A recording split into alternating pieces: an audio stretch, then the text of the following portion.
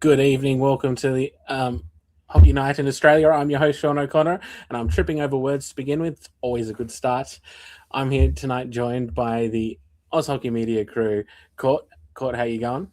Hi, I'm exhausted and ready for a holiday, working holiday in Melbourne, but it's Melbourne, so it's a holiday. That's a good way to think about it, I think. If you think of it as a chore, it's going to become a real big chore. And Much we've got Claire Collins. How you going? I'm good. I'm good. I feel like there was so much craziness in the hockey realms this weekend, well, last weekend, but there'll be more to come this weekend if everyone's ready. Yeah. Are you guys excited? It's finals, well, I guess finals eve almost, basically. excited and nervous. I'm a nervous traveller, so I'm flying out tomorrow morning. So once I get past that bit and I'm in Melbourne and just enjoying Melbourne, that will feel great. But I literally just finished work like seconds before we went live. So that's one hurdle out of the way. And now I can focus a little bit. But man, last weekend's just everything that happened last weekend was so insane. Yeah.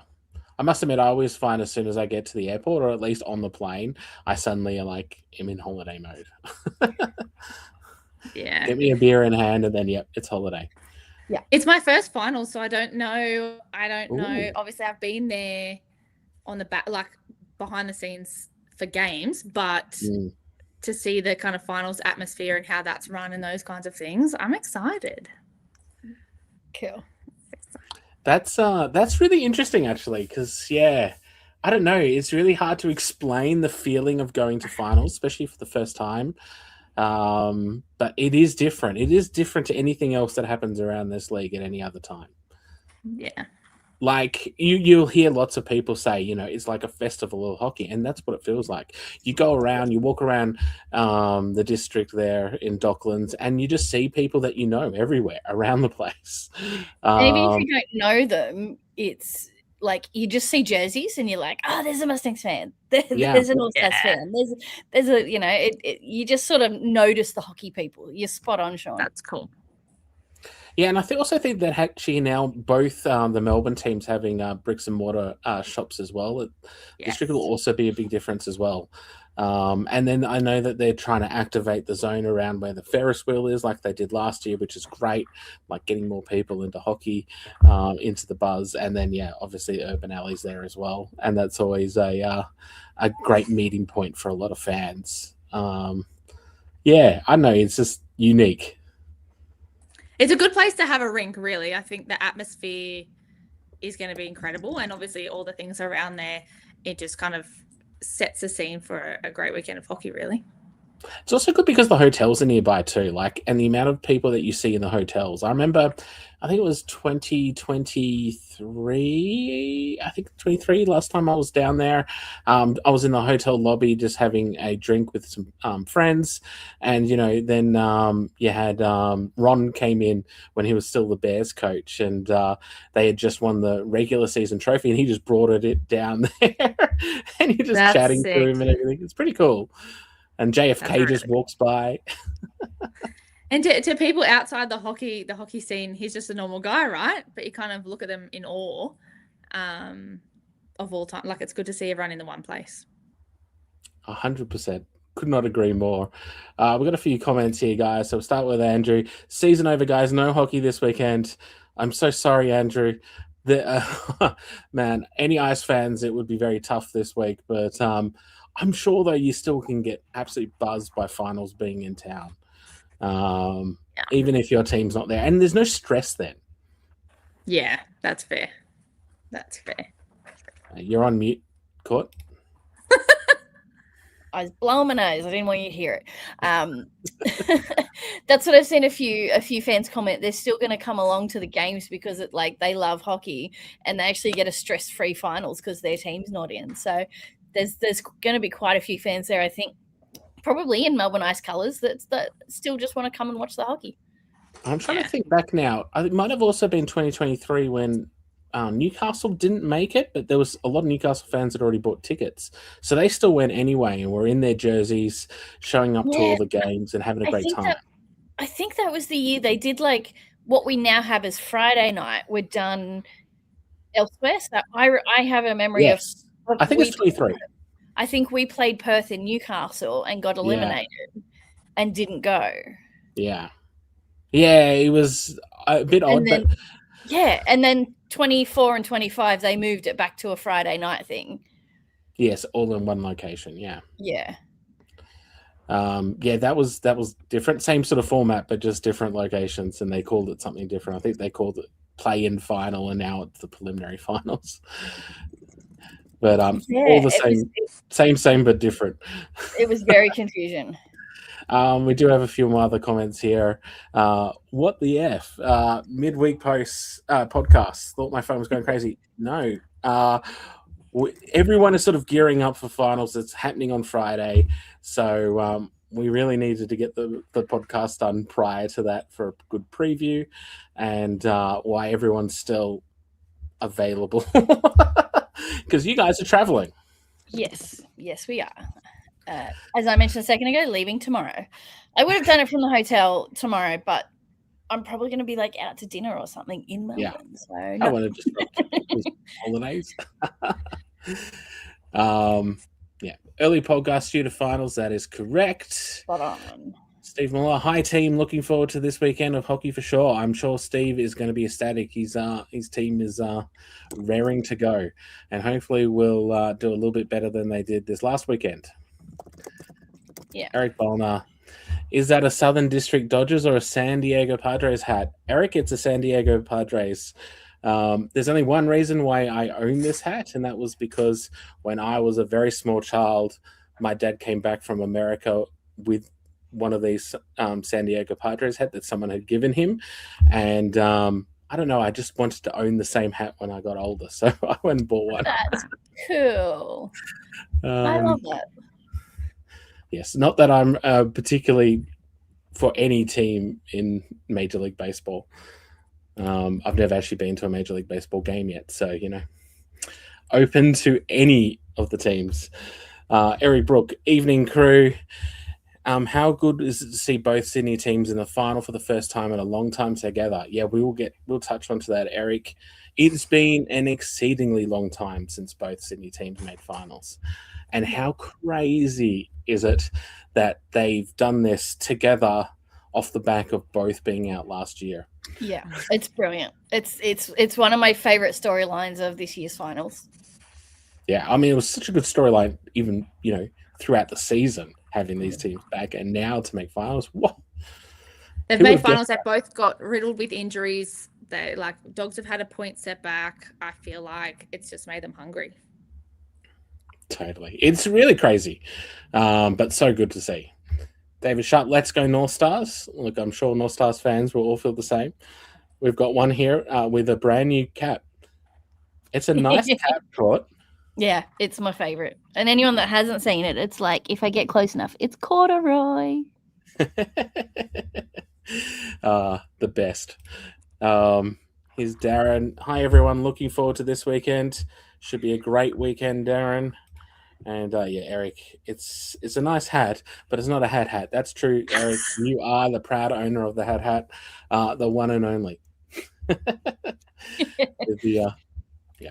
It's good stuff. Okay, guys, let's kick off. Let's kick off this. 1 second, one more comment. If the puck falls all the way to the right, we could have an all Sydney grand final. Yeah, look. Yeah, but could you imagine? We'll also get into that. There is definitely the possibility for an all Sydney final. Yeah. Strangely enough, with the Sydney teams, they've only ever met each other once in finals history. And considering they've both been around for a very long time, obviously the Bears are one of the founding teams, and then the Ice Dogs came in, I think it was 2002. Yeah, they've only ever met once, and that was all the way back in 2004. Wow.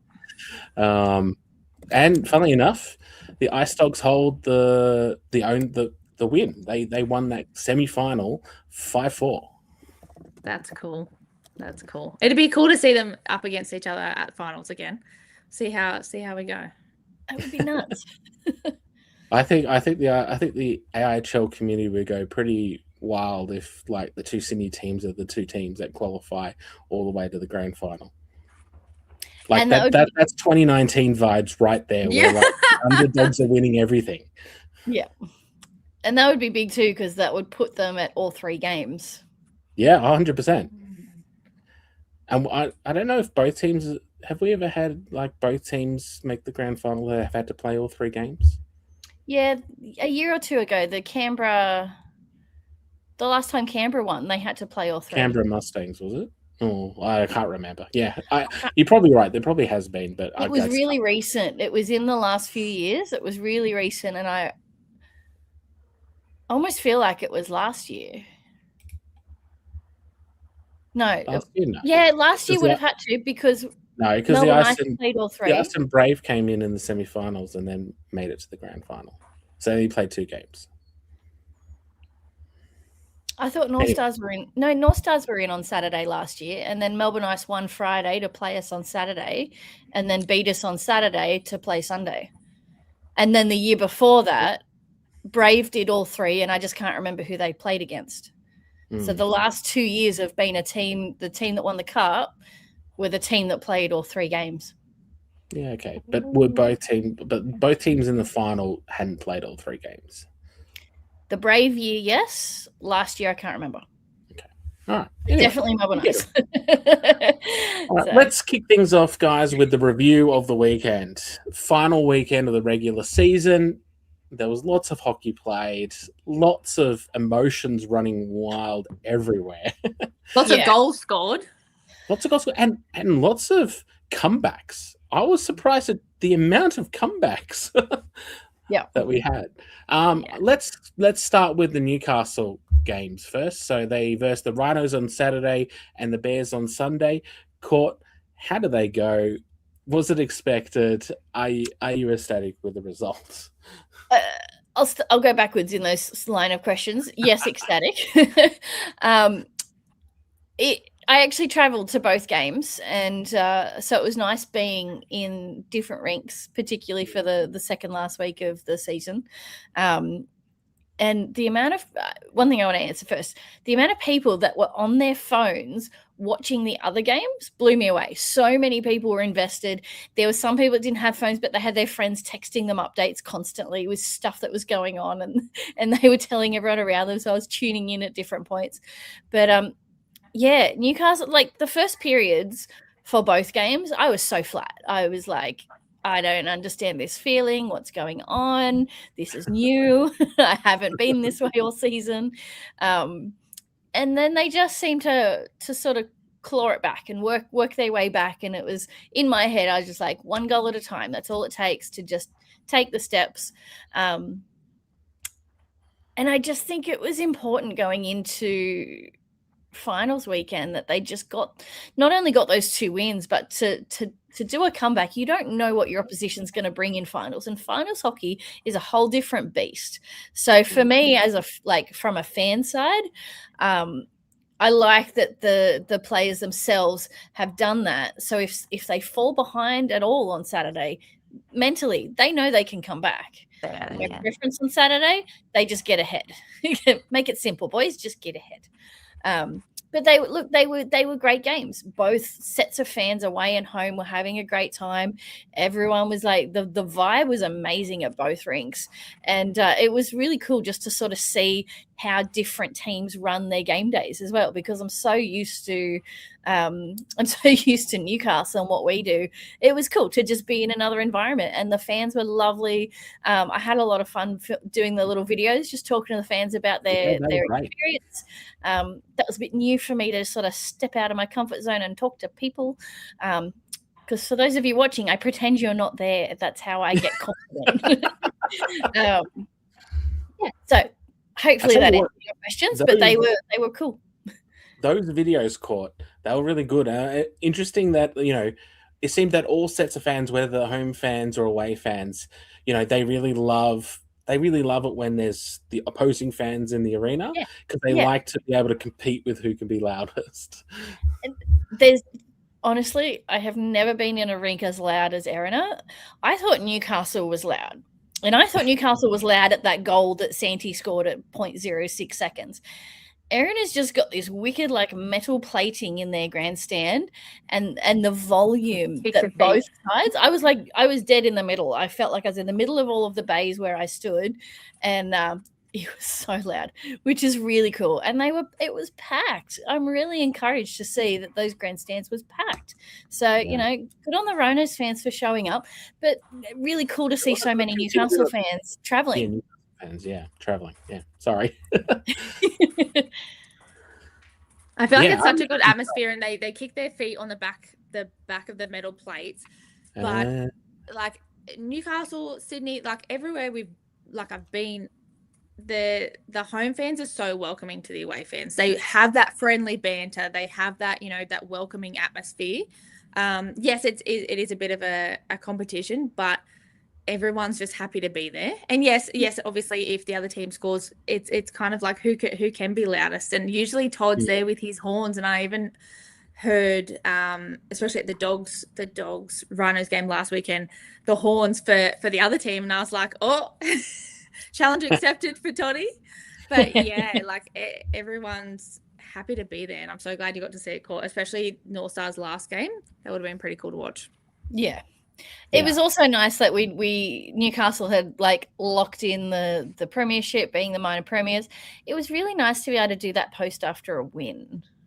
It would have just been a bit meh if they'd lost, and I feel like the hype wouldn't have been there. But to get a comeback win and then get to, even though we knew they were premiers before the game started, it was really cool to like in the role that I play to get to post that and share that after a win. So good job, boys. Well, the Rhinos and Bears didn't make it easy for them, really. They left everything on the line, both teams.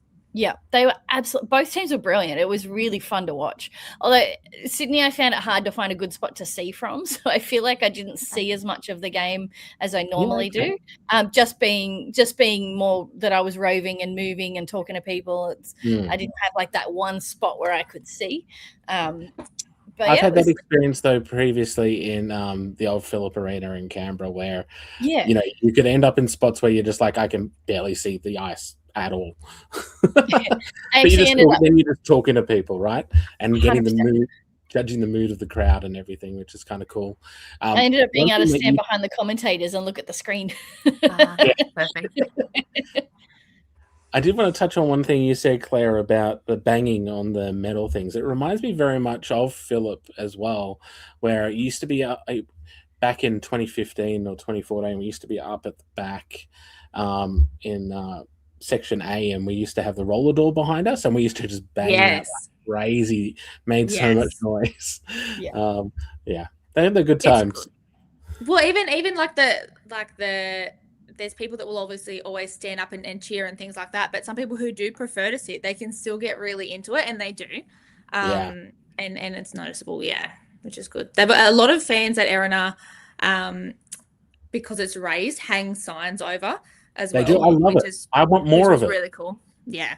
I think it actually reminds me a lot of like the Scottish fans from like the Football World Cup and stuff like this. Like they always hang lots of flags and banners and stuff like this up around, and it's what it reminds me of. I really like it. And Mustangs are also pretty good with it down in O'Brien as well. They often have like lots of placards around the ring. Yeah, I like.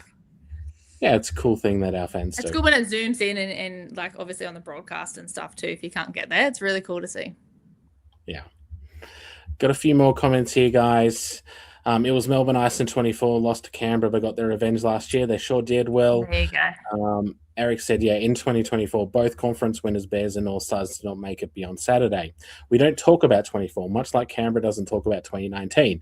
Look, I'm always happy to talk about any of that, but yes, I'm sure there's a lot of people that still don't like to talk about those times. We've got Rossi here in the thing. Wednesday, yes. Nice to have you on, Rossi. It's good to have our UK viewers being able to join in. And yes, Sky saying Arena is like an earthquake. That's pretty cool, and it's pretty awesome because when the Rhinos first got back into the league, you know, they started off with a very modest crowd, so it's kind of built, and it's kind of built naturally. It has been organic, and I feel like we have the Mariners, which is obviously an A-League team, and they started out small, and now everybody knows the Mariners. And I guess, slowly and surely, shall I say, it's becoming more widespread. Obviously, there's the Winter Olympics has helped, romance novels has helped, people getting out there and spreading the word more has really, really helped. And like all games around all ice rinks, the atmosphere is really, really good. People are welcoming. Everybody's got a great team of volunteers for every team that help, and it makes you want to come back. Win or lose, it makes you want to come back. Yeah, and that's the really important thing, because you see, particularly I feel like in soccer, you see when teams go on a losing streak, they get less fans, but when they're on a winning streak, a lot. They out. The Jet season last year was so funny. Losing streak, 3,000 people. Winning streak, 20,000 people. Come on, guys. They drop off very quickly, I've noticed. Yeah. But I mean, this is what happens when you've got a lot more casual fans, guys. So when you've got more casual fans, you'll have less people who are so committed that they're going to be there no matter what. Yeah. It's actually one of the things which I thought, how is Canberra going to deal with this? Because obviously they've got a lot of casual fans now, being in that much larger arena than they used to be. So the hardcore fans are very only a small portion. But what I think Canberra has been able to mitigate this is that they seem to be able to convert a lot of casual fans into becoming more regular fans quite quickly. Even though they went on a long period this year of losing a lot of games, they managed to keep people coming through, and that's great credit to them. I feel like the offering and the game day experience, 90% of teams have really, really leveled up. Things like, what they do in the period breaks, how they welcome fans, the pre-game kind of entertainment on the screens, those kinds of things, the merch, all those things are working together to bring people in. And it is an experience. Like, yes, it's a game, but it's the whole entertainment experience of it, right? Yeah. Yeah. So we got Sky here. Chubby Unicorn fans are lovely. And Crash Crew from Lauren there. Yeah. Crash Crew, they've been phenomenal, I think, for raising the profile of fandom within the Central Coast, which is great. I actually really want to see them at the Mariners now too. Yeah. Eric Bolner here with some statistics. 3-3 record on Saturday for teams coming off a Friday victory across those 4 final series since 2022. 1-2 record on Sundays for teams that had already played Friday and Saturday. So obviously the third game does make it a bit tougher. But I mean, it's only one win, 2 losses. It's neither here or there.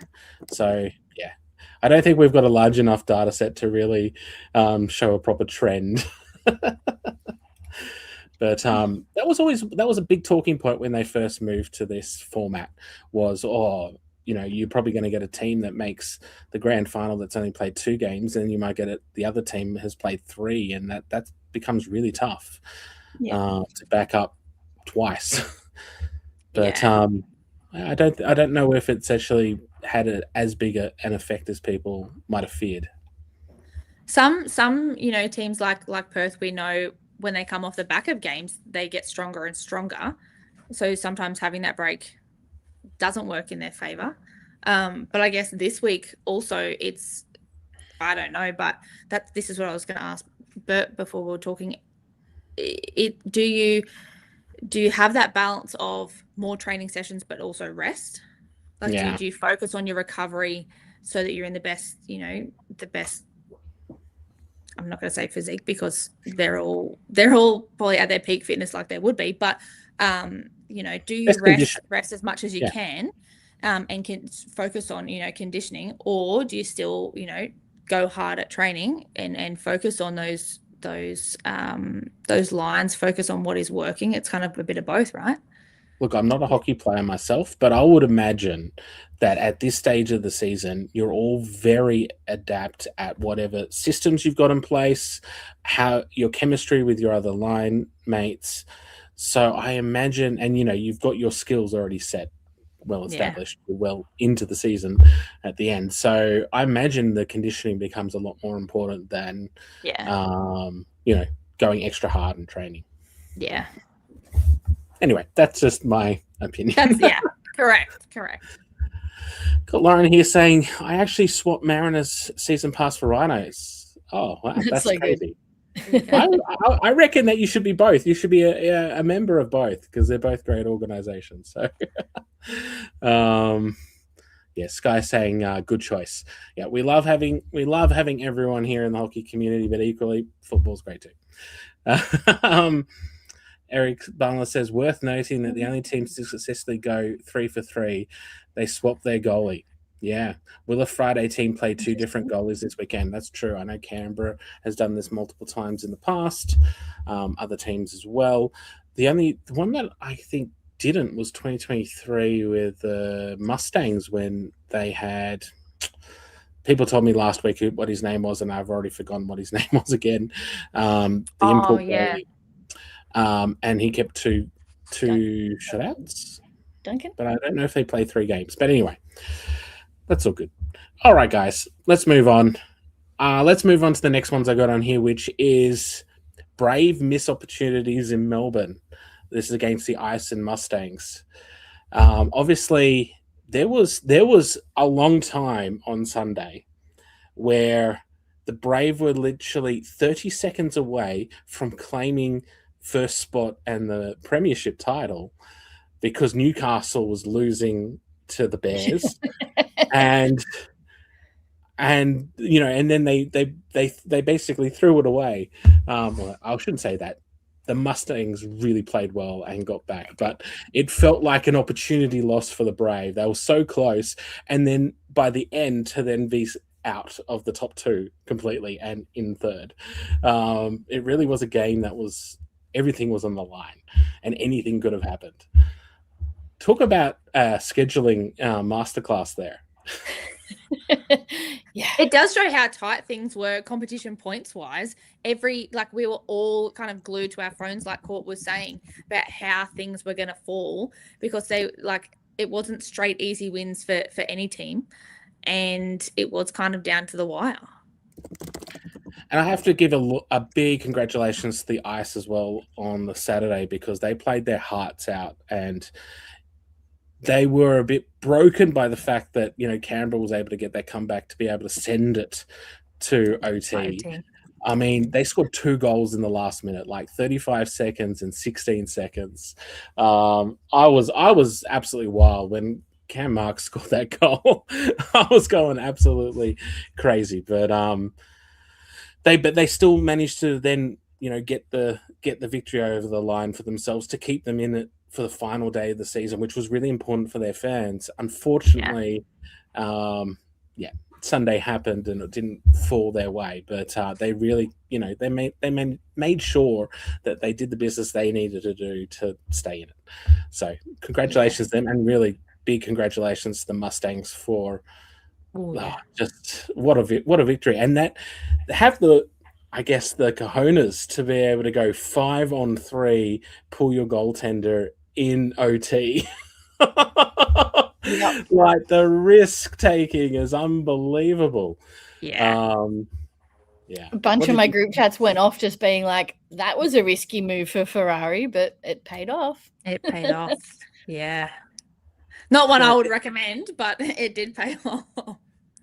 Yeah, I did have someone message me today saying I think they thought that they couldn't afford to have a shootout victory. They needed the OT victory, which is why they took the extra risk. I don't know about that. Sense. That you know, we were all duped by what's on the AIHL website. Stephen White also mentioned this in the broadcast. You know, by the fact that it says point percentage and everything, and everyone's doing all these calculations to see who would win tiebreakers. And then it turned out in the regulations that it was win percentage, which is a much simpler calculation to make. And any win was going to get them into the top 2. So, and they managed to get it over the line. So, yeah, they did a really good job. They should be very proud of themselves. Oh, yeah. All right, guys, let's move on to the next one. I think we've already talked about the Ice. So, and the Mustangs. So, Ice Dogs, they scare their fans like crazy that they crush the hopes and dreams of others. A sweep in Brisbane, big results. Yeah, needed. They had a lot. They had a lot to lose. There was a lot on the cards for them, and we talked about it last week that they had to suffer through 2 separate instances where they were docked points, and that just made that push that much harder. I think they were lucky that Ice only had a Saturday game, and that was the last stretch for points that they that Ice could go for. So it gave Ice Dogs a little bit of room to move, but man. Those games were intense. But look, good on. I want to, for me, the away teams, particularly Rhinos and Brisbane, the way that they pushed for their last home games, I think was amazing. I think that's exactly what their fans need to see, because the fans are going to walk away, and that's going to be the game that really sticks with them for these next 8 months until we come back in April. And they're going to remember, hey, yeah, my team gave it their all. We're, locking in their season tickets as soon as possible. So I think it was awesome. I think both Lightning and Rhinos, obviously you want to end your last home game with a win. That's the ideal, and they didn't get that.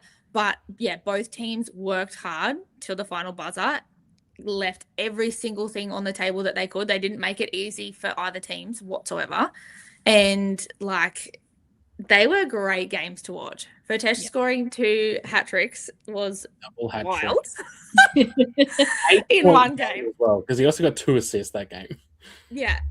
Wow. And that's the thing is, then you still had to wait and see how it turned out on Sunday. And they pushed hard. They faced those plus, season-ending injuries for a couple of the Ice Dogs, but it just shows that they can do it, and they're not done yet. It was really interesting 2 games, because I thought that they were very stereotypical of the Brisbane Lightning this season, being very up and down in the one game. They go through periods where they look completely switched off, conceding lots of goals. Then they switch on and they score heaps. They come back, it's all close again, and then they revert back to being, I don't know, it's very odd to watch, but it does make for a very entertaining game, and full of swings and roundabouts. But that is true. I must admit, I was kind of shocked at how the Ice Dogs started Sunday's game. They came out firing on Saturday and took an early lead, looked really good. Yeah, the Brisbane came back, but they managed to hold on to the lead for most of the game. Even though it was a 13-10 game, which is insane. That's a lot of goals. But Sunday they looked really flat, and Brisbane took it to them early and built up a bit of a lead, and it was the Ice Dogs who had to come back in that game and regroup in the third period. I think they scored all the goals in the third period by memory on Sunday, and it was 2 very different. Similar games, but different, how they got there. Yeah. But yeah, very happy for the Ice Dogs fans. I'm sure Brisbane will be able to recoup from this and hopefully improve next season. But yes, they very much love their scoring up north. Oh, 100%. Yeah. And we've touched on Rhinos and Lightning, but Adelaide also had a killer weekend, and they've ended their season on a high as well. Thumping Perth Thunder, that's no easy feat. Yeah. But that said, I feel like Perth were the only team on the weekend that have probably rested some of their top players who might not have been 100%, but they're locked into finals. So you're not going to win the cup last weekend. You're going to win it this weekend. So all those top line players coming back in, Ice Dogs are going to have a pretty tough challenge, I think. So, but Adelaide coming out and just winning it for that sellout crowd again, brilliant. Love it. Love that story. Yes, there's also lots of rumours about a possible player that might be returning for the Ice Dogs for finals as well. So we'll keep an eye out whether that occurs or not. a little bit scary. Now it's the wait for everyone to release their rosters and go through that again, because to see who comes back, who might be sitting out a game, those kinds of things. Yeah, totally. Eric here with a comment, speaking of giving their fans something to be happy about, long off season where Adelaide fans, they had Best in playing his last game. And it was a really good performance in that final game. I do want to switch though to the Thunder very briefly, because they came out and broke their losing streak on Saturday, did really well. Were really in control on that Saturday in Adelaide, but then sort of reverted back on Sunday to the form that's had them plummeting down the standings. They went from being in contention for the premiership and top 2 to just hanging on. It is hard. Yeah, I just don't know. I just don't know how that occurred. But it was good to see Jordy Kairos back playing. Obviously, he'd been off injured for quite a while. Tennis Army was out there. So that was good for them. Hopefully, some more players can be back for this weekend, because I think they need additional bodies on the roster.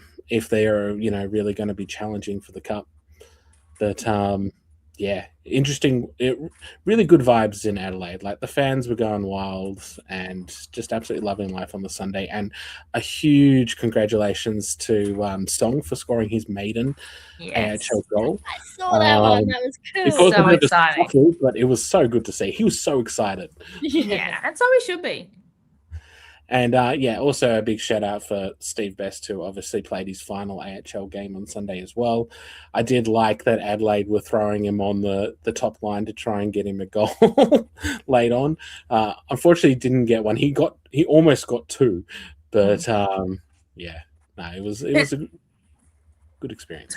It still shows though that regardless of where you are on the table, there's still so much to celebrate. Yeah. Like, there's still so much to celebrate, so much to take away. The fans are still showing up in droves for you, and that's important. Totally. Oh, man. Here's a comment, guys. I want to know what you guys think of this. Eric Ballner. The team who played Adelaide on the final weekend of the AHL season has won the Goodall Cup for the last 3 years in 23, 24, and 25. I like these stats. Does this mean that, it is the year of Perth? We did say that earlier on in the season that Perth could take it. And yes, obviously they've had a few losses recently. It's just a different kind of end to the season. Mustangs were winning every second game for a little while. Brave weren't winning every game at the start. So you never know. Just leading us all into a false sense of, because now also JFK is the coach of the Thunder, and he was the coach of the Inferno when they won earlier this year the A-Dub title. So wouldn't that be good for him? Comes in partway in both seasons and gets 2 titles. That would be amazing. 2 championships. That would be something. I can't even hope for North Stars Perth, because we're in the same thread of same game. bracket. Yeah. You guys could be a semi-final, right? It could be a Perth Newcastle semi. Yeah.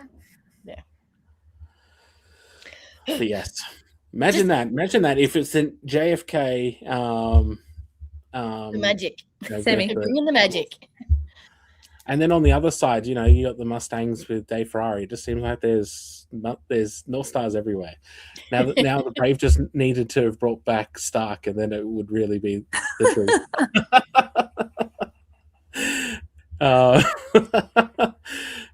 Good times. All right. Anyway, really good to see Adelaide get a win on the final game of the season. All right, Sky says Team JFK. Let's go into the final placings, guys. And I've actually got the graphic here, so I'm going to briefly bring it up so we can have a look. Obviously, North Stars finished top. Mustangs, Brave, Thunder, Ice Dogs, and Bears make up the top 6 in the end. The Ice just miss out. Rhinos, Lightning, and Adrenaline. Pretty crazy final standings, I'd have to say. Look how tight that is in the center. 48, 46, 46, 44. And then at the top, 261s and 65. So it's definitely been a tight season. How do you guys feel? Newcastle winning their 6th premiership. Court, how you going? I'm excellent. No, I think it's cool. It's like I spent a lot of this year very focused on watching all of the teams so I could talk about all of them on this platform, and then when going into commentary being very focused on like talking about both teams and very neutral. But there was something different about the drive home after the Sunday game that all the emotion kind of just hit as how well our guys have played this year and just how proud I felt to be a Newcastle fan. So yeah, a point that you've made a couple of times in our chats, Sean, and it's in the notes that it makes Newcastle the most successful men's national ice hockey team in Australia with 6 premierships and 6 titles. Like, that's pretty cool. It's pretty cool to be, working behind the scenes with this team and just seeing them go from strength to strength and, feeling that roller coaster of emotions with them. So yeah, it was pretty cool. It's pretty nice. And the media is just all over it. So it's really satisfying not seeing the Knights and the Jets in the media and seeing our guys get all the love. Like, I know Kevin's done like 2-3 ABC radio interviews already this week and got another one for the end of the week. And all of the publications have been posting stories and it's cool. It's really cool. Yeah, buzz around town. Yeah. Yeah, Claire, how did you think Newcastle went this season? Obviously they won, but yeah, how did you felt their I guess their premiership winning season has been? Yeah, what I noticed about kind of taking in, seeing the teams at different arenas and rinks is you feel like they're a very solid base. The chemistry was kind of already there at the start of the season. So that wasn't really something that they needed to work on as such. I feel like it was just more of a fine-tuning effort. Their systems were working. They have a great, passing game. They're a really, really good team to watch. It doesn't surprise me that they are where they are. Yeah. And it's nice to see lots of news outlets talking about hockey in general. It's becoming more of a norm. There's more articles, there's more, big newspapers, big TV channels picking up ice hockey, which is really good for the sport. But yeah, I feel like their imports were always welcomed very, very well. I've spoken to Aziz Bazi, who obviously defected, but and he said it's a great community and a great family to be a part of. And even his partner Trish said, they were welcomed with open arms, and they really kind of solidified that. And so they're putting in that kind of work off the ice, but it really is paying off. I think Brian Funes was similar, right? He felt what was same. that? I think Brian Funes also felt the same. Yeah. Him and when they moved over to Newcastle, obviously from the Bears. Yeah, it would take something pretty special to stay after you had been with the Bears for a while, and yeah, it does show that. Something I actually learned just to sort of reinforce what you said, Claire, just the chemistry being there at the start. Something I learned from Liam when I had a quick interview with him at the end of Sunday's game was their preseason started back in November, so they had like multiple months of off ice doing things together, and that's the core group of locals, right? So you get your chemistry set up in that core group. Then when you're bringing other people in, it's already there, so they just find their place in it. So yeah, I definitely think it's made a huge difference. Yeah, everyone seems to have a role there. Yeah. I think Kevin Noble teams, like especially his North Stars teams that I've seen over the years now, they all seem to very much know what every player knows what role they have to play and what they need to do, and those systems that he implements. It's about trying to find the right player to fit into those roles, and that's not always clicked over the last few years, but it's clicked a lot better this year. Yeah. They just everything seems to be now working very smoothly, and they have a lot of depth. So it's not, I guess, it's not unexpected that they won the regular season with the most amount of points. There were some question marks going into it, going, oh, yeah, they got all their inputs in early. They're really organized, so they're winning all their early games.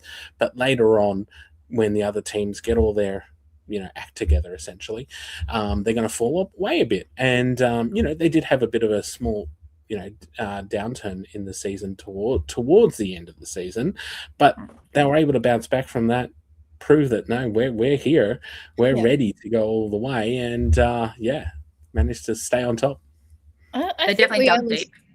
Yeah, I think we only spent maybe 1 week in second when Mustangs jumped ahead of us for a little bit, but but I think the Mustangs are playing a lot more games. Yeah. And I think someone was saying to me earlier in the season, you can't win the Good Old Cup at the start of the season, but you can lose it. And Melbourne Ice's season is evidence of that. But when Newcastle had that lull, they already had such a padding of points that we felt it, and everyone got in much closer and it all got much tighter. But that strong start really paid off for when they hit that lull. Yeah. Anyway, very good. Let's move on to the next team. That was really good analysis for Newcastle. I'm pretty blown away by just how good they were this season and how consistent they were. But moving on to the next topic here, we're going to get into top scorers, and this could be a very large reason why Newcastle was so good. Obviously, we have our top 5 for the year: Skachkov, Harala, Hops, Herbets. They pronounce it differently on the streams. I don't know how to pronounce his name correctly, but anyway, and Bouchard, 84, 84, 83, 73, and 71. They're absolutely mammoth totals. Yeah. To have 2 players this season caught with over 80 points. Yep. I want to make a comment on that. Could you imagine what these 2 would be on if they hadn't missed some games? Because if you take note of, we lost Santiri in Brisbane for a period. Yep. And then we lost him for the next game after that. Then we lost Santiri in the second period of the Perth game. And he was out for the rest of the Perth game, and I'm pretty sure he was out for the game after that. So there's 4 games where 2 full games and then 2 games with a period that he wasn't on the ice. He might have got a lot of points in that window of time. He could have easily maybe had another 5 or 10 points in that window with the rate that he scores. And then Skach we lost for the tail end of the period in Brisbane and then the following game. So there's another, when you sort of add up the minutes and you're looking at how many minutes they didn't get, that could have been higher. I wish. I hope they both come back and just smash it next year. I just want to say that because I mentioned that to some of my Newcastle cohorts, and we're so proud. We are so proud. Those 2 have just bounced off each other the way Woodrick and Moffat did back in 2015. And it just felt a bit reminiscent of that. And Eric Barner's just commented, could you imagine what Geordie Woodrick would have had if he played 60-minute games? Same thing. Incredible players, and we've been really lucky. And they're such lovely humans as well. So yes, the Woodring-Moffat partnership was phenomenal in 2015. But also can't go past Tanner Hops, who has gone back-to-back seasons over 80 points. 80 points. Yeah. That's a huge effort. He's the first player in AHL history to have 2 seasons where he's scored 80-plus points, and he's done it back-to-back. Amazing. So he's got a few years ahead of him. So Brisbane would be crazy to let him go.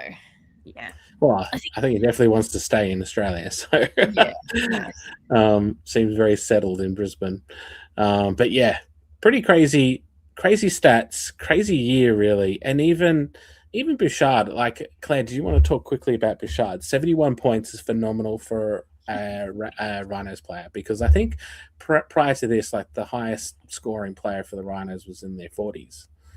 Yeah, and I think that obviously speaks to they've won the most games that they have in a really, really, really long time this year.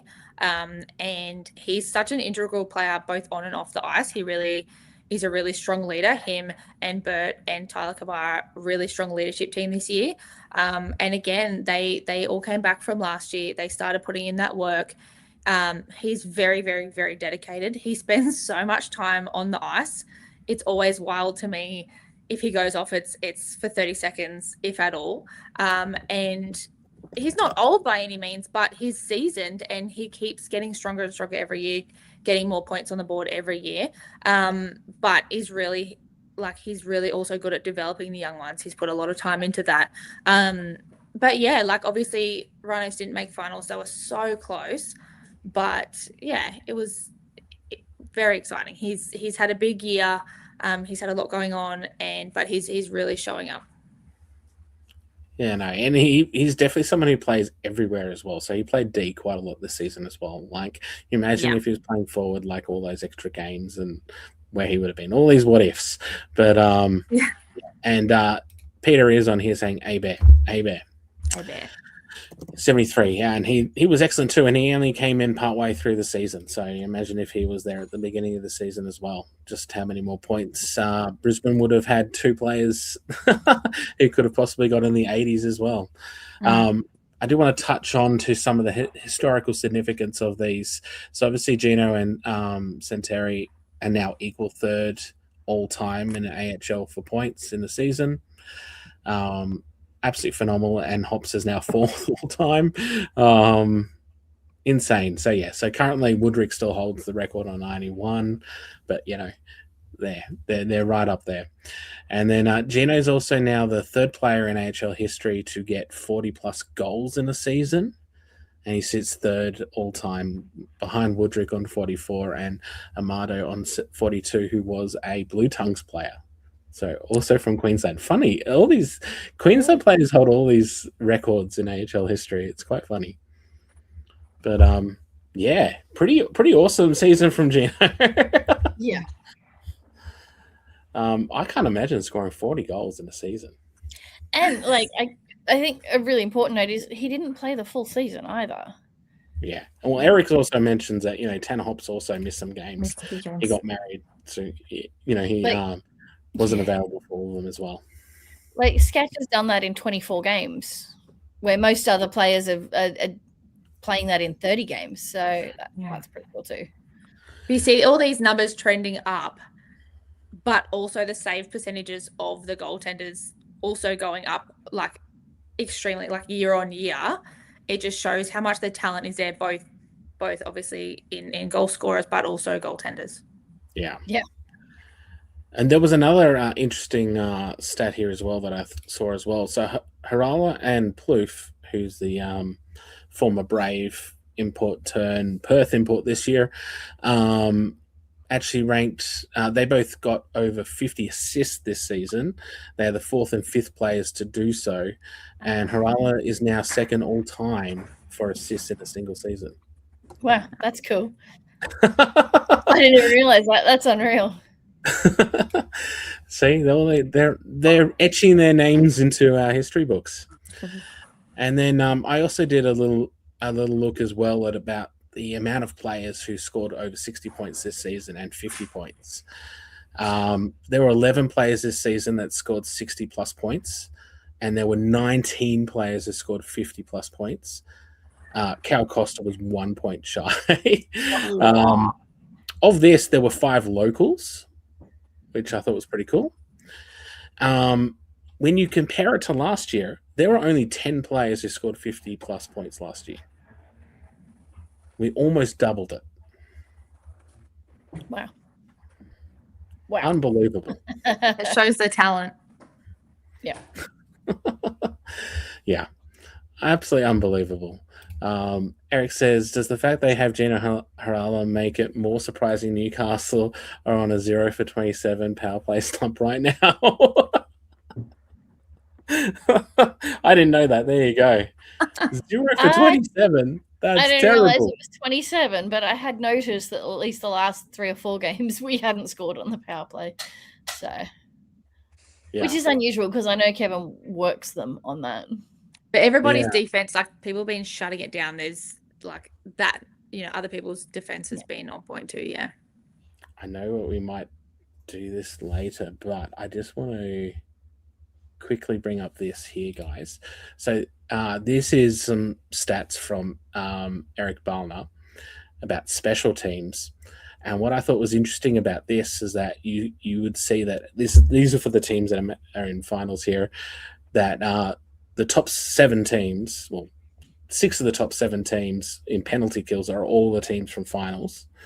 But then there's a great spread for the teams on power play.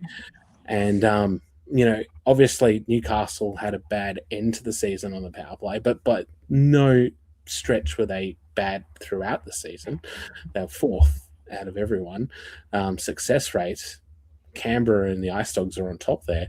But then you got the Bears, Mustangs, and Thunder all the way down here near the bottom. So it kind of shows, the penalty kill ends up being more important than the power play for teams in our league this year. Yeah.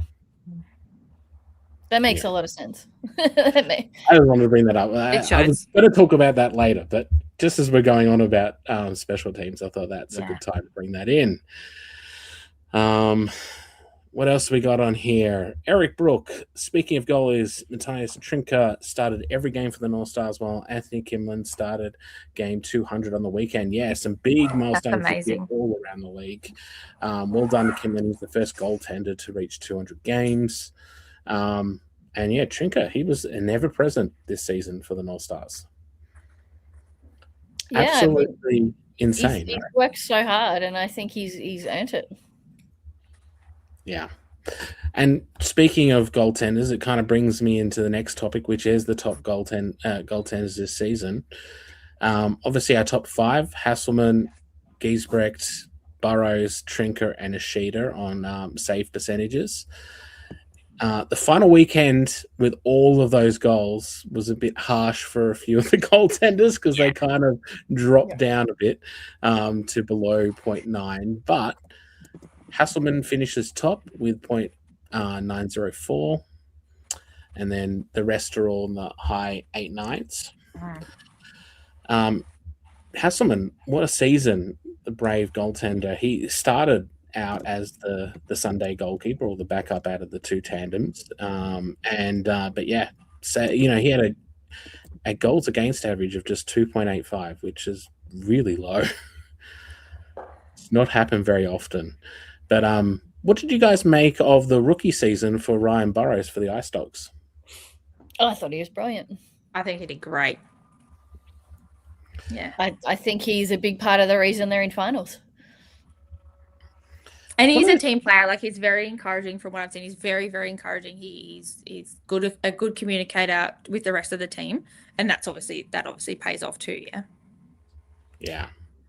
Something I've heard and haven't forgotten is like when you have a solid goaltender, and the team in front has an opportunity to play with less stress, you then see those teams producing better games. And I definitely think that totally applies here. So that's pretty cool. Yeah. And Hasselman too, I feel like he really, really stepped up for Brave this year, and he got his first shutout. And they've got 2 really, really, really good goaltenders, and that kind of allowed them to push forward so much and have that run of how long it was. Or was it 12 games? 13 games? 12, yeah. So they lost the 13th.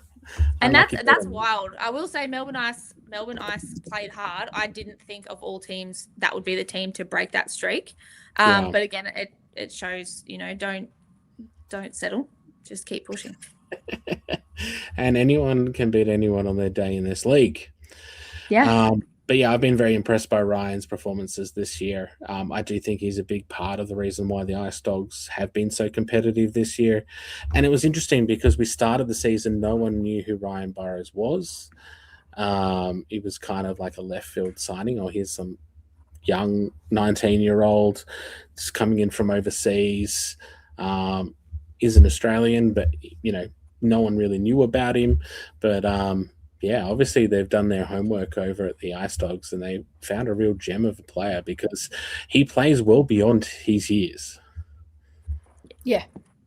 Very cool, calm head on him, and a really good, bright prospect for the future. Hopefully he keeps wanting to come back. And if he does, the Ice Dogs have their, starting goaltender for years to come.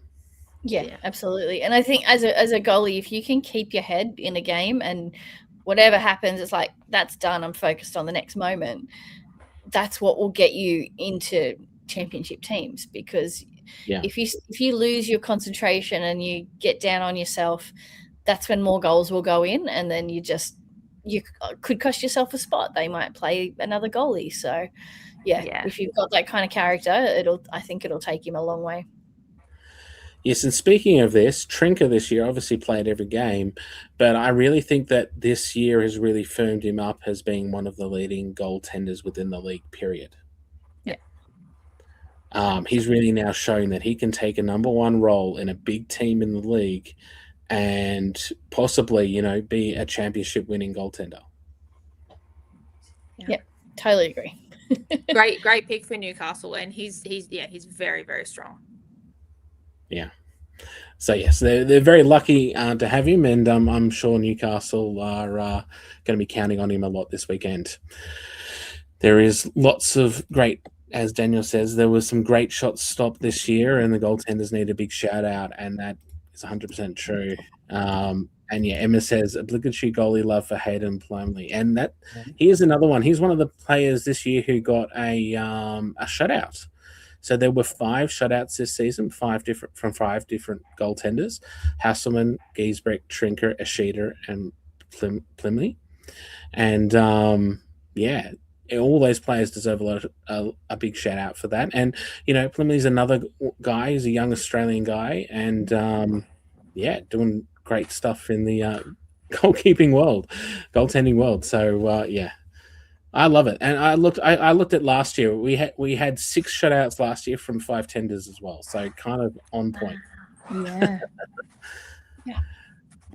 Yeah. Let's move into the next topic, guys. I've got here about both Sydney teams qualifying for finals after the year off. We did touch on this earlier. Pretty amazing. This is the first time that both the Dogs and Bears have qualified since 2008. It's been a long time since they both qualified for finals. What do you think it means to the fans of Sydney, both sides? You did a video of the Bears on the weekend. I did, and shout out to Andrew Whidden, who helped link me up with some long-term and long-time Bears fans. That was really cool. Thank you, Andrew. You could just see it. You could see it in the way they celebrated every goal. You could see it just in the way that they were excited to be there, the way they all hung out, like the fans, the way they just sort of accumulated. You can see sort of where a lot of the long-term fans all sit, and it was just radiating joy from all of them. And it was really cool when I was asking them just how it was to not only have them back in the comp, but they made it all the way to finals.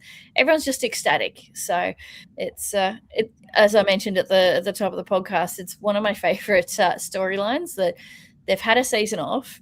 They've had a lot of, not every player got to play last season. Only a smattering of them got to actually have a normal season. So when you consider that there's a lot of players that might have lost a lot of their fitness in that time, and it's not just like a 12-month window. It's it's August all the way through to April of the following year. Like, there's a lot of extra months there, and I just think they've done remarkably well. So, and you could hear it in the fans too. They all feel the same. Claire, what do you think about for the Ice Dogs fans, for instance?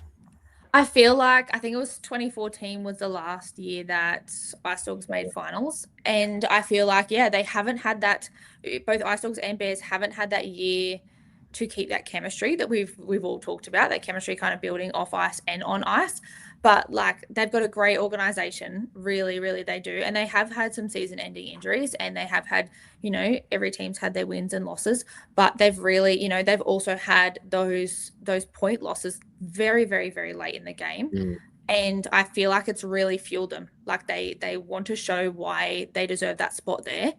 And it really has paid off. I feel like, both teams have had a lot to work on during the off season. And again, eyes are on them to see how they'd bounce back, right? They have, lost some players from both teams that didn't come back. But they've both obviously picked some incredible imports this year, some new players to the team, worked on that chemistry. and to have both of them in there is pretty amazing. I did hear around the traps that the Ice Dogs flights haven't been booked yet by AI, so hopefully they get onto that quick. So I don't know, it's just what I heard. But yeah, like I think, you know, they've both got really strong organizations, and you know, all the way down to their fans, but volunteers, team managers, you know, everyone on the bench. It's a testament. Yeah, both teams being in first year back, it's phenomenal. Yeah, I feel like the Ice Dogs probably more than some of the other teams, although they've all faced adversity this season. I just feel like the Ice Dogs especially seem to be coming up against a lot of adversity this season. Yeah, and they haven't let go. Like, they haven't slowed down. They haven't, you know, they've just dug deep, heads down, and put the effort in. Yeah. Oh man. It's been so good to see both of them do so well, and you know, we could have an opportunity for an All Sydney Grand Final. That would be next level, I think, especially as you know, they haven't versed each other since the 2004 in finals, which seems insane. Yeah. I'm looking forward to it. And yeah, two very well run teams, and yeah, it's good to see them not only bounce back this season and do well in the regular season, but make finals. I do love that they had their fans. A lot of their fans travelled last year. They took that opportunity, and they saw more games, and they wore their Ice Dogs and Bears jerseys, and they were welcomed, you know, around Australia, which is so good, because at the end of the day, it is for hockey, for the love of hockey, which is great. And yeah, I feel like obviously Macquarie had those well-needed renovations. They've got the Jumbotron now, and both teams, you know, they've really worked on their media side of things, and seeing the game day experience for both teams. Because yes, like, don't get me wrong, the hockey is the main reason that we're all here, but having all of those ducks in a row with amazing volunteers, great merch, you know, tickets selling out left, right, and center, the entertainment aspect of it, yeah, it's pretty amazing. Yeah.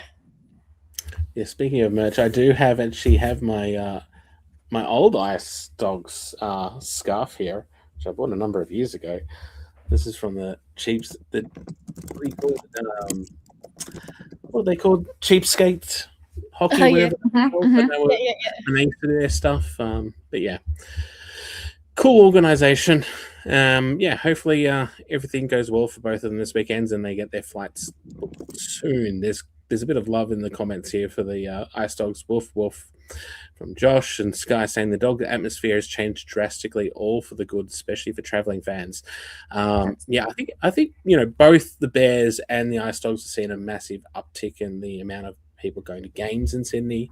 Ice Dogs can still get some more, I think, so I'm hoping there'll be more Ice Dog fans joining the crew there, and really, really great to see both teams sort of flourishing. And here's Ollie, you know, commentator extraordinaire for the Ice Dogs up at Macquarie. Dogs in particular have done unbelievably well. Can't wait for this weekend. Yeah, I think there's going to be a lot of Dogs fans which are really excited to be back in finals. Like, they haven't been able to look forward to a finals for a long time. So yeah, pretty special experience. James here, the finals weekend atmosphere will be interesting and incredible. Always is. And please come up and say hi if you see any of us. If you see any of us, please come say hi. I'm a hugger, so come give me a hug. We also want to interview you and ask you questions, so be ready. Yeah, we want to hear the fan experience this year. We you know, put that down into the archives, right? Put it down into history. Eric Brook here saying the Ice Dogs went from a Goodall Cup in 2013, finals in 2014, then -1 year with Mario Pastorelli doing everything but drive the team bus in 2015, the pandemic and Macquarie effect. This is too much for me to read in this very short period of time. Sorry, Eric. Yes, it's been a long time since they've had an opportunity. They've come close on a number of seasons, but just fell short. So it's good to see them up there. I do think, though, that changing to, you know, obviously we've now got 10 teams rather than 8, and we've got 6 teams making finals rather than 4, has change dynamics a bit, and I'm glad to see the additional fans being able to get involved in finals. All right, let's move on to the next thing I wanted to talk about. This was the defending champions, the Melbourne Ice, failing to qualify for finals. It's got to hurt for Melbourne Ice fans. Yeah. They were in it right to the end. Like when they saw the Lightning were leading, they would have been absolutely ecstatic. And then the crushing finish. It isn't unusual, though, in AI history. I went and had a look today to have the defending champions not make finals. This is the 5th time this has happened. Wow. And the last time really wasn't that long ago. It was only 2024. The Mustangs, who won in 23, failed to make finals in 24. It would hurt, especially as, technically a home team for finals, to not have that would have really hurt, because they had a great season last season. They were a bit up and down this year, and it was obviously down to the wire, and it really, really was down to the wire this year. And I guess you've got to look at it as a testament to the other teams. They've really all raised the bar this year. They've worked hard, and they've just won more games. They obviously had some players out with injuries, and then they had quite a few suspensions this year. So can only hope onwards and upwards next year. Ishida obviously came in later in the season than planned as well, which would have hurt a little bit. But yeah, so onwards and upwards next year. I hope that some of them are still able to come watch or things like that. And yeah, it's never fun. I know that, we wanted other teams to be in over other teams, and, every non-Melbourne Ice fan or non-Brisbane fan and non-Rhinos fan and Adelaide fan are obviously so stoked that their team's in, but you do have to feel for the other ones. They all work their butts off this year. It's kind of, down to the wire, and those points were really tight for almost the whole season. Yeah. Yes. Again, there's lots of always what ifs in all these scenarios. What if they had been able to get a sheeter in from the beginning rather than later in the season? What if they didn't have to wait till June to get their big stars in, for instance? They were able to come in even just May. How big a difference that would have made. And what if they didn't get deducted 2 points? Because that could have made the difference from making finals and not making finals. So lots of what ifs for the Ice this year. I'm sure they will evaluate things and what their strategy is going to be next year. I did see that Kerry Goulet put out a post today thanking everyone, and a lot of the players also had positive posts as well. But yes, I really wanted to make the point that this isn't a unique situation. It has happened before. 2024 with the Mustangs, 2018 with the Ice again, 2017 with the North Stars, and 2015 with the Mustangs. So Melbourne teams have had their fair share of being champions and then not qualifying for the finals the following year. Of course, those earlier 3 examples are all from when there was just 4 teams making finals as opposed to 6. So let's move into the next topic, which is about let's talk about those teams that are outside the top 6. So obviously we've touched on the Ice. Now let's talk a little bit about the Rhinos, the Lightning, and the Adrenaline. They've obviously had good points in this season, but a lot of points which haven't been so great. What do they need to do to be able to change next year? What do they need to be able to do to get into contention? Claire? I know Rhinos is really Claire's jam, but this, for me, I think is a really easy. They brought together some incredible inputs this year, and they were inputs that clicked with the rest of the team. The start of the season was unbelievable. If they can get either those same inputs back or that same level and have them last the entire season, put the injury aside, but we had a few that had to leave early, a few people that had to go back to other teams.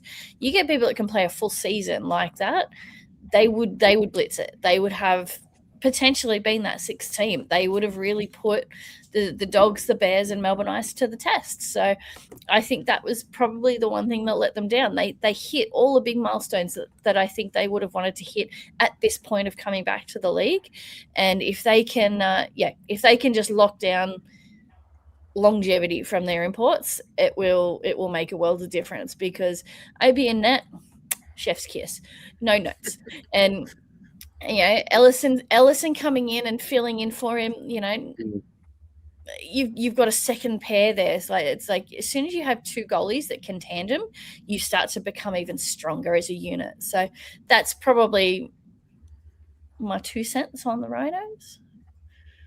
Yeah, I think as a whole, Brisbane were also very similar in the fact of a lot of players changing. And Adelaide as well. A lot of players changing, and that chemistry we've talked about, especially Adelaide, just needing to focus and kind of keep as many players as they can. I think Rhinos, and the other thing is Rhinos have a good goalie kind of development program with the young guys as well, which is really helpful. And they're there every game showing up, whether that be helping around the bench, helping, on the penalty box, those kinds of things. So they've got that buy-in. You're exactly right, Courtney, keeping the imports and other players that aren't imports, just having that there for a full season or as close to, without being, back and forth. Obviously, Adelaide lost a few players as well. But yeah, trying to keep the team together, I guess, because you work on that chemistry, and having such a rotation does hurt. Yeah. We've seen, other teams have it with injuries, so they've had to replace those players with injuries instead. And you can see very deep. Played a very short period this year. Yeah. He came in and then had a really, really, really bad concussion. So I'm so glad to see him back out there. And I think him scoring in his first game back kind of just gave him that confidence again, which was really good. But yeah, I think having those imports there for the whole season, Bouchard had a really big hand in Rhinos imports this year. And I feel like Boyven and Cantor's chemistry already coming from playing in Japan together, that was incredible. And yeah, hopefully next season they can have those kinds of imports, either them back, like you said, or just strong imports for the whole season, like Bouchard, like Obi, will pay off. And I feel like it's similar for the other two teams as well, for both Adelaide. Again, I think you hit the nail on the head there. Like, having continuity and chemistry is massive for teams to be successful, and all those teams had big turnovers this year, for one reason or another. So yeah, that would be big. I do think that Brisbane do need to really look hard about how they can defend better next year. That's something which was a big difference from last season to this season. They've always been high scoring team, but last year, they obviously could also defend quite well. This year, they seem to, I don't know what it was. They just seem to lack that discipline, or I don't know. They need to work out how to fix that part of their game. Just the consistency aspect. Yeah, because I look back at like when Kerry took over the Melbourne Ice. He obviously had his 3-year plan, and in the first year, he kind of brought in lots of very attacking players. They were exceedingly good forward, but they could not defend for their lives. And so subsequently it became just like the Brisbane this year of, we need to outscore the opposition as much as we can. That's it. And that's not it doesn't always work very well. And obviously the Ice failed to make finals that year, and Brisbane have failed to make finals this year on the back of that sort of strategy. So but to Kerry's credit, he went out and then next season made their defense much better than it was the year before. And that then put them into a situation of being ready the following season to challenge for the championship, and they won it. And they'll already be working now. They'll already be working who they're wanting to keep, who they're looking to bring in, what kind of off-ice stuff they can do in the off-season. I can guarantee almost every team, even the teams that are in the finals, are already still in the back of their mind thinking about next year.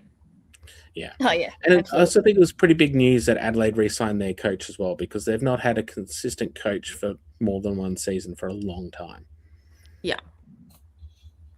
Court? I agree. Well, yeah, that's probably been their biggest issue this season, right? The consistency of coaching, of players, of we've said it all year. There's no time for them to build chemistry. There's been no time for them to click. And then you look at the bottom of the table, which is Adelaide. They've had none of that. And you flip to the top of the table to a team that's had all of it, and look at the points difference, look at the games, the success difference. It's everything, right? Yeah. 100%. And obviously, Sky here epitomizes what it's like for all fans who don't make finals, heartbroken and wanting to skip past this. But yeah, I think it's important to reflect, and, you can learn a lot from a tough season. So, yeah, I'm sure all these teams will be back next year and, we'll have implemented plans to be, better than they were this year and, further in contention. And I think it was still very close for most of the season amongst most of the teams. So, yeah, sometimes there's just fine margins. Yeah. I feel like a couple of different score lines, and we could, because of the tightness, there could be a completely different top six, or at least bottom three of the top six. Yeah. Yeah, totally. All right. Have to agree with that. We got a lot of comments on here. There's a lot of comments going back and forth between people. Do you like Skies here? Austin McKenzie moved to D this year was the best decision. I love it when players move their positions to help out their team. So I've seen this multiple times, especially forwards moving to D. But yeah, and Doogie comes on. Hey, Doogie. When do the Ice Dogs arrive in Melbourne? Do we know? I don't think they're supposed to arrive tomorrow. Hopefully the flights have been booked, right? Fingers crossed. I'm sure they'll be fine, but yes, it's not the best preparations in the world. But that's what happens when you punch your ticket to finals in the last possible moment, right? Not that it was their fault. I think they would have already had it if they hadn't been deducted the 5 points. So, but yes, all these interesting scenarios occur. And I think we're talking about even like the teams that haven't made it, the coaches will be watching finals this year. Every single coach will be watching finals this year, looking at the players of the teams that are playing. They'd be like, look, I'm not a coach, I've got no clue. But they'll be watching the players, like, who are looking at coming back. They'll be watching the imports. They'll be watching, we've seen imports play for other teams the next season. We've seen, all of those kinds of things. And I think the work starts now, really. Yeah. No, that's great. Off-season. No off-season. I think they're already working on the next schedule for next season. So, I'm sure we'll hear about all of that in due course. But we've got to finish this season first. James says he's looking forward to seeing fans from different teams this weekend. Yeah, good. Great. And Josh here says disruption inhibited fandom for ice hockey, but now Dogs are back, full member for me next year. It's great to see people jump on board their local teams. All right, guys, let's move into the preview for this weekend. We've obviously got a massive preview with the finals. I'm going to bring up a graphic here to begin us off. This is the bracket and schedule for the weekend. This is a sneak peek. This will be posted on our socials tomorrow. I think I'll try and get it up. Obviously, we start on the Fridays. Preliminary finals. The 3 p.m. game is the Sydney Bears versus the Canberra Brave, and the 7 p.m. game is the Sydney Ice Dogs versus Perth Thunder. We then move to Saturdays, which is the semi-finals, and we've got the Mustangs versus either the Bears or Brave, and the North Stars versus either the Ice Dogs or Thunder. How do you guys feel about this schedule this weekend? Court? Anything could happen. I think Ice Dogs have been trending up while Perth are trending down, but we've said, they've got players up their sleeve they can bring back that have been injured, so that could make a huge difference. If we see Costa back for the Dogs, which was talked about a few times, whether or not it happens, unknown, but for those wondering, he would qualify because he played enough games before the date. It's really anyone's game. I think Canberra Mustangs is going to be huge. Canberra Bears. It's going to be huge for them. Bears might not have won on the weekend, but they easily could have. So, and Brave didn't look their best, but they still played well. So it's been the story of the entire year. Every weekend we say anything could happen. We're probably going to be surprised. We come back the next week and like, what the hell just happened in this hockey week? And I think finals is going to be exactly the same. It's not going to let us down. What's interesting about that Brave Bears game, for instance, is that in 2019, when the Bears won the Goodall Cup in Newcastle, they versed the Brave in what was then the first game, which was the semi-finals back then, because it was just 4 teams. But they won, and they were the lowest ranked team to enter that weekend. They are, again, the lowest ranked team to enter this final this year, and they're versing the Brave up first.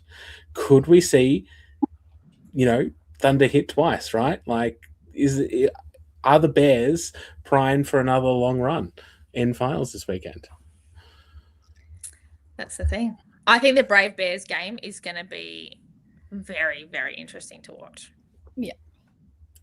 And Perth again, they obviously haven't been. They had an incredible, phenomenal start to the season, and then it trended downwards a little bit. But again, they're not going to want to come in and lose. No one wants to come in and lose. No. Yeah. So, do you think that the change in bringing in JFK so that Ben can focus on playing, will make a big difference for them? Yeah, 100%, 100%. And I'm really hoping that Hugh Kasaka will be back this weekend as well, because he's been a big miss for them over the last few weeks, and it's been really tough not having him there for the Thunder. So, yeah. Really interesting game. I just don't know who's going to win out of Ice Dogs and Thunder. All these games are really tough to predict.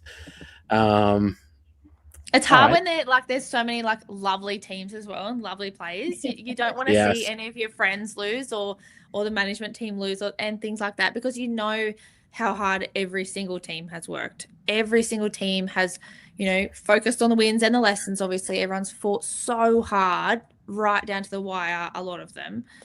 It's two things can be true. You can be happy for the winners and sad for the losers. Yes, and I've always got fans from every single team, so it's always tough when they lose or seeing them unhappy. So I always want every team to win. It's just not possible. It's hard, right? Yeah. Just means it's going to be good hockey, and that's okay too. Yeah, that's fair. Obviously, if the North Stars will verse either Perth or the Ice Dogs, how do you think that sort of matchup goes, Court, between the North Stars and those two teams? I think we know how to play. Both they all know how to play each other. They all know what to expect, and the battle between each of these teams across the season changed so much from the start of the season to the growth that all of the teams had by the end of the season. So I can really only base sort of my analysis here off what conversations I've had with coaches and players, and that's they've just got to focus on what's ahead of them, playing their game, playing their system. They've got to set the pace of their game from puck drop. And that's where I think Newcastle's fallen to the wayside a few times, where they're flat-footed and just at puck drop, they're just not themselves. And that's where they find themselves behind very quickly. Whereas if they can get the puck, put the pressure on, and, flash back to Gino's goal 8 seconds into the game in Perth, you have that kind of game, you're then dominating early. So I think finals hockey just brings great things out in people, and that's what I expect we'll see from both sides. But I don't know. I feel like Newcastle could beat either team, but then you bring these big names back like Costa for the Dogs or Higasaka for Perth, and you've got to really, really switch on against players like that, just like they have to with Centauri and Gino. Yeah, I think those early goals is going to be crucial. Yeah. Nobody wants to be even a goal behind at finals. No one wants to be, pushing hard to claw that back. But I think first goal is crucial, and that's where there was a Brave Newcastle game a few weeks ago that I watched, and Brave were just a little bit more hungry for it, and they opened the scoring and they just kind of ran with it, and that's obviously I think that'll be crucial. What I think, the Ice on the weekend, right? Like, I think they were just a bit hungrier than the Brave on that Saturday to get that win because their entire season rested on that. Sometimes it can be those, again, just very fine margins that can be the difference. And I think we do traditionally see close games in finals. And there was actually some analysis I'm going to bring up here from Eric Ballner on close games and how these teams have made finals perform in close games. So these are whether 1-goal margins or 2-goal margins, and what it's like combined. And I tell you what, really interesting. There's some teams here which don't perform as well in close games, like the Bears or the Ice Dogs or the Brave, for instance. And then there are the teams which really do perform well in close games. That's the North Stars, Mustangs, and Thunder. It's really interesting to see. And I don't know how it's going to affect finals, but just the chances of a close game are high. And don't forget, in finals, do we play 3-on-3 OT? I think we just play 20 minutes, don't we? Or was that just the grand final? I'm not sure. I actually can't recall. I'll have to check the regulations to see. I'm sure it's in there. But yes, it should be interesting anyway. Chris is on here saying, see you in Melbourne, team. Chris, we'll see you in Melbourne, mate. That'll be great. Always good to have the Perth contingent travel over. And Sky's got a prediction here. Friday, both Sydney teams lose. And then Eric with a very cryptic message here. Sean is going to Switzerland this week. I hear their flag is a big plus. He also did make a big point underneath that about video review and coaches challenges is a thing this weekend. It is. And actually, I don't know if they've been posted anywhere, but we've seen what can be reviewed this weekend. There is a list, so I'm sure the teams will know exactly what can be reviewed. So there's a whole bunch of things that the referees can choose to review themselves. So without a coach's challenge, the referees can choose to go review some stuff. So I think, it does change things a little bit, but I like it. It'd be good. Yeah. Make sure we get the right calls. There's always a big thing when it comes to finals hockey. Nick Eyre refs a lot of my in-house games, and if you I will say he gets the nickname of Nickopedia around because any call you want to challenge, he'll tell you where in the rule book, what section of the rule book, when it was brought in or when it was changed. So, but I like the mics and, them being able to explain those kinds of things. And again, that level of transparency come finals. Yeah. I would love that. I would absolutely love if that could be rolled out a lot around the league. I agree. Because there's a lot, and I really liked at the start of the season, Steve White put a lot of effort into putting out those posts and graphics on the AHL socials with all the different calls for the different penalties and stuff like this, so people can understand the hand movements of the referees and what they mean. North Stars have that up on their Jumbotron too. Which is I like it. I love that because there's a lot of people that go to games which just don't know what all that stuff means. So if they can understand, it makes a difference. It's a page in our program as well. Yes. Same as Rhinos. They put that in, and it does help you. These are the things also I've learned being more as a spectator after leaving my other role is a lot, and predominantly women, have come for their second or third game, and they're literally like, oh, this is what I learned, about this call last game, and this is what this means, and this is what this means. And having that shown up there, or as a page in a program, look, don't get me wrong, it gives us all more ammo to yell out why that call was that call and if it really was correct. But it is good to broaden that understanding for everybody. Look, I've been going to hockey games here regularly for over 10 years now, and I still sometimes don't know what calls are and stuff like this. So, having that information is really helpful. And, I've been in plenty of times where I've been in a bay where people tap you on the shoulder and go, oh, what's happening? What does this mean?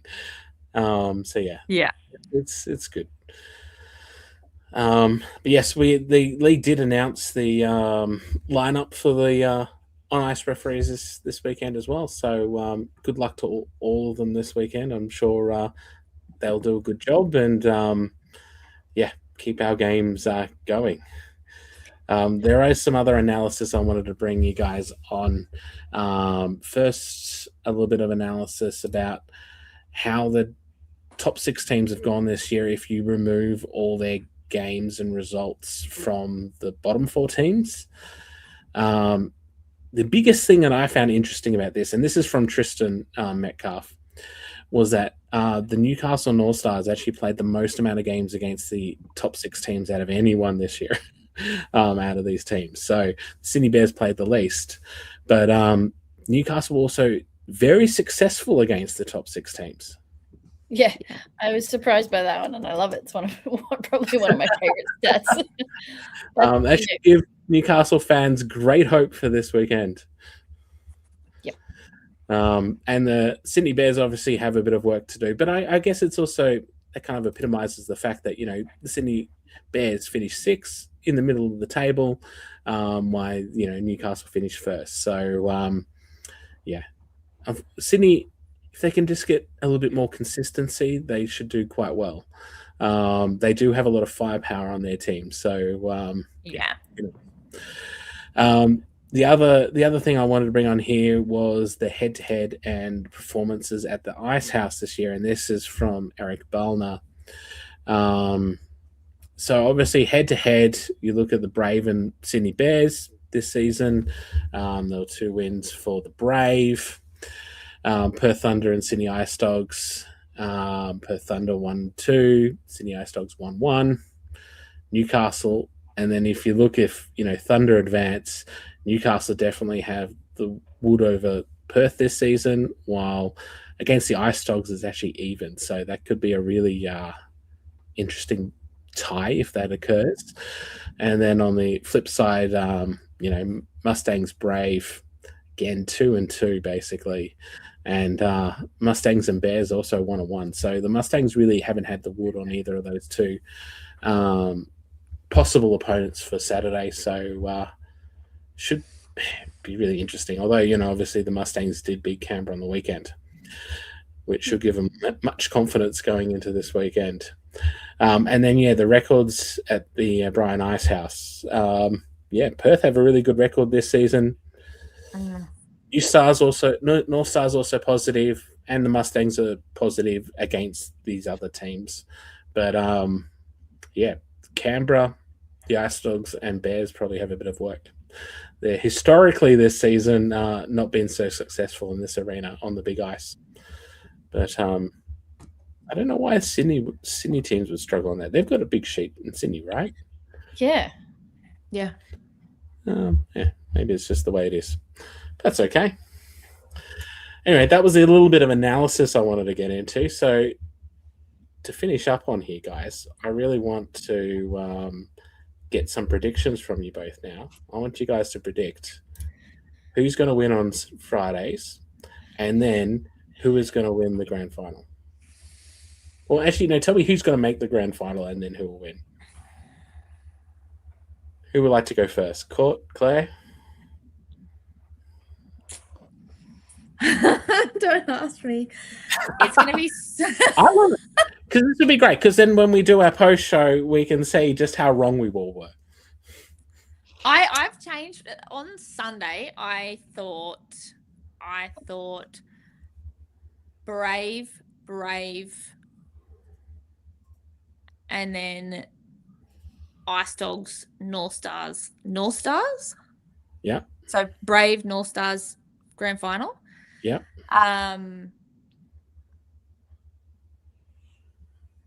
But now I wonder if it'll be a Mustangs, North Stars grand final.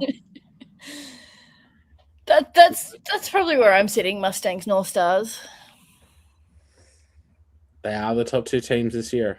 It would be a very likely final, I suppose, because both of them have the Friday off. It's always a bit of an advantage, I think. Yeah,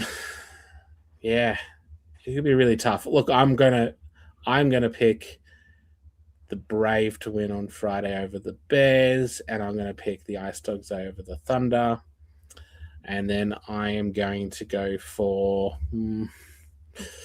Mustangs over the Brave, which would be massive because the Brave have made 7 out of the last 8 grand finals. They've only won 3. They've made 7 of the last 8. So and they've only lost 1 in the last 13 games. Yeah, but that was against the Mustangs. No, they've lost 2 now. They've lost 2 in a row. Oh, yeah, sorry. Yes, sorry. But yes, they don't. I guess only 2 out of the last 14 games, right? Yeah, I don't know. I just have this feeling that maybe it's not their year. Although if you follow the pattern that's emerged over the last number of years, it's always Brave win one year, don't win the next year, and this year would be a winning year. But I don't think that really has anything to do with the actual players on the ice. But yeah, I know. I just have this feeling Mustangs will make the final, and I know I kind of feel let's go. Claire, you went with Mustangs Newcastle, was it? Yeah, but the hard thing is the Ice Dogs, and I know this is just throwing up again, Ice Dogs have had a great few weeks, and whilst North Stars have got the wins, they've been having to claw back those wins. So that also it could be, if Ice Dogs end up winning on the Friday, it's going to be a very interesting game, North Stars, Ice Dogs on the Saturday. Yeah, and you went North Stars, Mustangs as well, yeah? Yeah. All right, I'm going to go, since I'm wearing the scarf, I'll go the Ice Dogs and Mustangs in the grand final. There you go. And I am going to predict an Ice Dogs victory. There you go. I'm going to take it. That'd be sick. In a big surprise. Because I know, I just felt like over the towards the end of the season, it just felt like, Newcastle, Mustangs, and Brave were really locked in and looking really, really strong. But yeah, I'm gonna go the outsiders here and go for the Ice Dogs. Why not? All right, we'll see how we go. Right.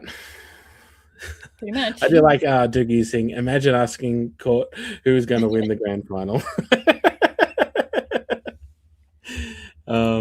Yeah, that's all good. It should be fun. Hopefully all teams will get there tomorrow. They can have some rest. They can settle in. They can, get prepped and get ready. Yeah, totally. And just one last thing I wanted to talk about when it came to finals was how to watch finals. Obviously, if you got tickets to the games, fantastic. You're going to have lots of fun at the arena. But there's plenty of other options too. So there's AIHL TV. And in case people haven't got a subscription to that, you can purchase a final subscription for this weekend. I think it's like $19.90 or $20. It's pretty cheap. Good way to be able to watch 5 great games of hockey, and I reckon it's good value. So there you go. But other than that, it's going to be on ESPN, broadcast on ESPN, which is obviously available on Disney Plus, Fetch TV, KO Sports, Foxtel, Sky Sports in New Zealand. It's on a lot of places, which is great for the league. You don't need to skip. You don't need to flick down and work out what you're going to watch at night. scroll through Disney Plus, scroll through Netflix, all those things. You got hockey right there. That's it. And I'm really interested to see how people go with all the Hoyts around the country. I think that should be a really cool experience, and I'm looking forward to getting some perspectives from fans who have gone to those events and seeing how they go. There are still tickets available in Docklands on their second screen, so if you're around Melbourne, you don't have a ticket to the game yet, why not go to Hoyts and watch it with other fans? That would be a lot of fun. And they've also got the activation at Docklands as well. So at Docklands, the district in Docklands. So I'm sure they'll be able to put the games on there as well, and you'll be able to watch there. Anyway, guys, final thoughts. Claire? I just wanted to say a credit to all the broadcasters and things like that as well. Now's kind of go time. They've been working their tail off all season.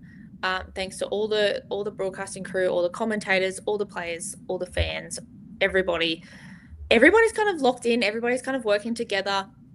Everyone's just happy to see the sport grow, and which is amazing. But it also makes more work for the broadcasters, and it's quite often it's a thankless job. And we see you, and we really, really appreciate you. Yes, and come hug me on the weekend.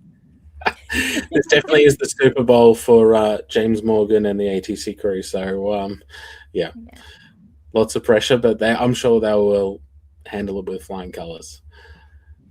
That's awesome. Court, what about you? Look, week in and week out, we have so many people jumping in the comments, and look, we really appreciate you guys. It's great to just engage with people live. I think that's one of the elements I love about doing the show live. Probably one of our longest shows all season, which makes sense because going into finals there's a lot going on. So thank you for always supporting our platform, and we are three people that love hockey and love bringing you the news and the updates, and we appreciate you following, supporting, subscribing, liking, commenting, sharing all of our content that Sean does amazing week in and week out to make. We appreciate you. And I want to give a shout out as well to the photographer crew that's going down this weekend, and the videographers. So Phil Taylor, Jamison O'Malley, Matt Hardigan, Rachel DeBells, and Cass Edwards. Great to see Cass back as well. And Seb Ackle, Ben Payne, and Alexandra Lockie for the videographers. I'm sure the team's going to be absolutely amazing and capture all of these amazing moments for us over the weekend. They always do a good job, and they'll equally do well this weekend. And then we've got also the commentary team as well, as you said, Claire. So Stephen, Eric, Michael, Rod, Brian, and Peter, a very experienced group who have been doing commentary for many moons in this country, and I'm sure they'll absolutely hit it out of the park. So, and finally, I also want to give a shout out to you guys for being absolutely amazing. And as you said, you guys are traveling down this weekend to Melbourne to be part of this festival. People, come out and say hi. Court, Claire, and Layla, fantastic group. All right, guys. Of course, you will get on camera. Be warned. I will hand you a microphone and ask you a question. No. Thanks, everyone, for a great season, and let's look forward to a great weekend of hockey. The final weekend of hockey for the season for the AI before we shift into AW season, and it should be a lot of fun. The Festival of Hockey is on. That it is. Thanks, everyone in the chat. We'll catch you after this weekend. It should be a lot of fun. Cheers.